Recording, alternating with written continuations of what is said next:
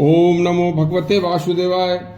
व्यास जी बोले, हे मुनीश्वरों, अब आपको आज हम मृत्यु के बाद का सफर कैसा होता है वह सुनाते हैं।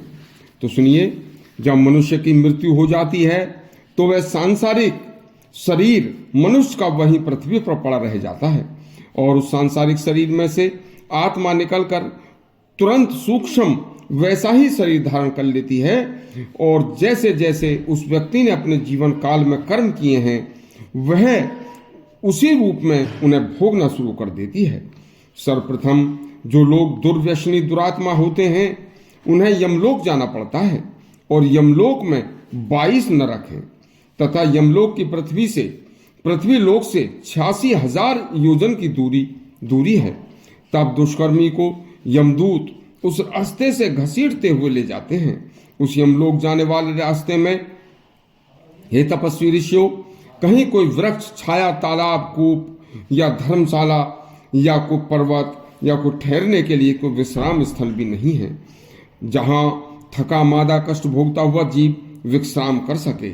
ऐसे कष्टदायक पथ पर पापी आत्मा को जाना ही पड़ता है। वहां पहुंचकर चित्रगुप्त के आदेश से पापी जीव को 22 नरकों में से अलग अलग अनेक यातनाएं दी जाती हैं। मरने से पहले जैसा रंग रूप शरीर था वैसा ही मृत्यु के बाद कष्ट भोगने के लिए उसे शरीर मिल जाता है और वह शरीर अंधकार पूर्ण भयंकर दुर्गम रास्ते से जलते हुए पैरों से कष्ट भोगता हुआ जाता है।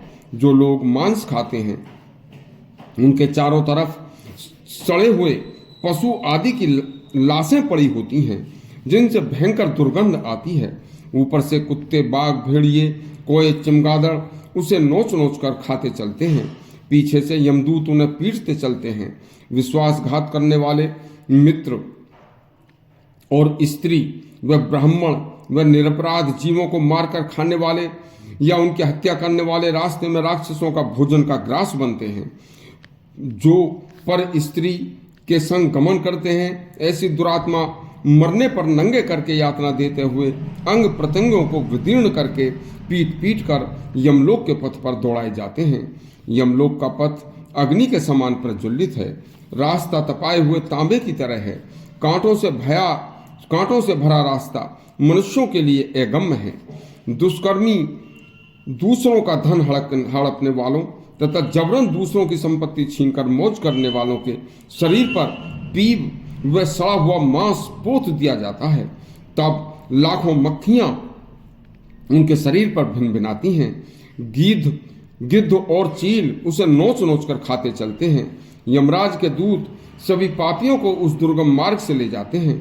जो लोग गाय बालक वृद्ध रोगी व शरणागत व स्त्री मित्र और निर्दोष की हत्या करते हैं, जिस देश में रहते हैं उसी देश के प्रति द्रोह करते हैं, देशद्रोही होते हैं, झूठी गवाही देते हैं, किसी कुंवारी कन्या या पुत्र वधू के साथ जो समागम करते हैं, माता पिता को कटु वचन बोलते हैं, ऐसे महापापी को यमपुरी के दक्षिणी द्वार से प्रवेश कराया जाता है। व्यास जी बोले, हे मुनीश्वरों, यमपुरी का दक्षिणी द्वार अति भयानक और डरावना है। उसमें प्रवेश करते ही सामने हिंसक जीवों की भयंकर आवाज भूत प्रेत और राक्षसों से घिरे उसके अंदर खून मांस की कीचड़ को देखकर जीव मूर्छित हो जाता है। फिर जोर जोर से चिल्लाता है, लेकिन जब तक जितने समय तक उसका पाप का समय कुफल का पूरा नहीं होता तब तक हजारों वर्ष तक उस जीव को वहीं पर यातनाएं दुख और कष्ट झेलने पड़ते हैं। वहां जीव को कोई सहारा दिखाई नहीं देता। वहां जीव अपने कर्मों के कारण पराधीन होता है। इसलिए हे मुनीश्वरों, मानव तन पाकर हर कदम श्वास में मनुष्य को यह सोचना चाहिए कि जहां हम आज इतनी मौज मस्ती में कुकृत्य कर रहे हैं, यह मौज मस्ती ज्यादा लंबी चलने वाली नहीं है। तो क्यों न हम सत्कर्मों के करते भगवत भजन करते अपना जीवन बिताएं, जिससे हमें मरने के बाद भी यातनाओं को न सहना पड़े। कल आपको अनेक नरकों का तथा स्वर्ग का विवरण सुनाएंगे, इसलिए हमारा चैनल सब्सक्राइब करें और घंटी दबाएं। धन्यवाद।